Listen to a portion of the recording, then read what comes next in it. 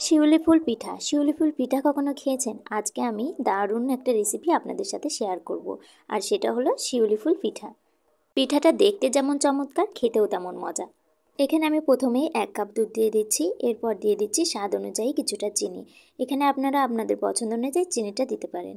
এরপর দিয়ে দিচ্ছি এলাচ, আর দিয়ে দিচ্ছি নারকেল কোড়া, আর দিয়ে দিচ্ছি সামান্য পরিমাণ 1 চিমটি লবণ, আর দিয়ে দিচ্ছি 1 চামচ ঘি। এরপর খুব ভালোভাবে মিশিয়ে নেব। আর এখানে আমি হাফ কাপ চালের গুঁড়া নিয়েছি। চালের গুঁড়াটা খুব ভালোভাবে মাখিয়ে নিতে হবে। এরপর মাখানো হয়ে গেলে আর একটু সামান্য ঘি দিয়ে দিচ্ছি। এরপর আরও ভালোভাবে ডোটা তৈরি করে নেব। ডোটা যখন একদম মাখানো হয়ে যাবে তখন আমি এখানে অল্প একটু ডো, এর মধ্যে দিয়ে দেবো আমি একটু ফুড কালার। আপনাদের হাতের কাছে যদি ফুড কালারটা না থাকে তাহলে আপনারা হলুদের গুঁড়ো সামান্য একটু ব্যবহার করতে পারেন। এরপর খুব ভালোভাবে ফুড কালার দিয়ে এই ডোটা মেখে নিচ্ছি। এরপর এখানে শিউলি ফুলের বোটার যে অংশটা, আমি এই শিউলি ফুলের বোটাটা আমি বানিয়ে নেব। আমি এখানে হাতের সাহায্যে এভাবে লম্বা করে নিয়েছি। এরপর আমি ছুরি দিয়ে কেটে নিচ্ছি। এই পিঠাটা একটু মোটা মোটা করলে দেখতেও ভালো লাগবে এবং খেতেও ভালো লাগবে, আর পাতলা করলে সহজে ভালো হবে না। এরপর আমি শিউলি ফুলের বোটার অংশটা কটন বাদ দিয়ে একটু ফাঁকা করে নিচ্ছি। এরপর আমি আগে থেকে মাখিয়ে রাখা আর একটু ডো নিয়ে বেলে নিয়েছি। এরপর আমি একটা কৌটার মুখ দিয়ে আমি এভাবে গোল গোল করে কেটে নিচ্ছি সবগুলো। খুব বেশি পাতলা করা যাবে না, ঠিক এই রকমভাবেই বেলে নিতে হবে। এরপর আমি শিউলি ফুলগুলো খুব সুন্দর করে বানিয়ে নেব। এভাবেই আমি ছুরির সাহায্যে চারদিক কেটে নেব। তারপর আবারও ছোট ছোট করে কেটে নেব।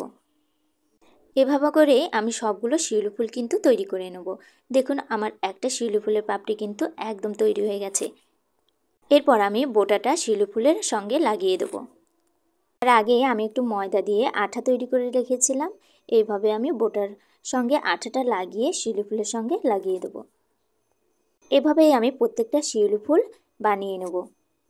দেখুন আমার এই শিউলি ফুলটা কিন্তু একদম তৈরি হয়ে গেছে। এরপর আমি হাত দিয়ে একটু চাপ দিয়ে ওপর দিকে দিয়ে দেবো।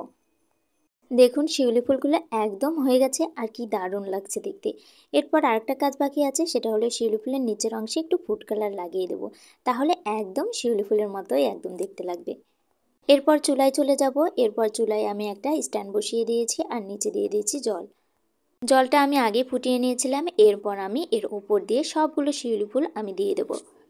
সবগুলো শিউলি ফুল দেওয়া হয়ে গেলে এরপর আমি ঢাকনা দিয়ে ঢেকে দেবো। এরপর আমি 10 মিনিটের জন্য এভাবে ভাপিয়ে নেবো মিডিয়াম আঁচে।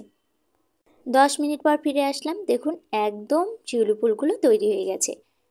এই পিঠাটা দেখতে যেমন সুন্দর তেমন খেতেও দারুণ মজার। আপনারা চাইলে এই পিঠাগুলো হলুদের অনুষ্ঠানেও সাজানোর জন্য দিতে পারেন। সবাই অনেক পছন্দ করবে এই পিঠাগুলো। তৈরি হয়ে গেল মজাদার শিউলি ফুল পিঠা।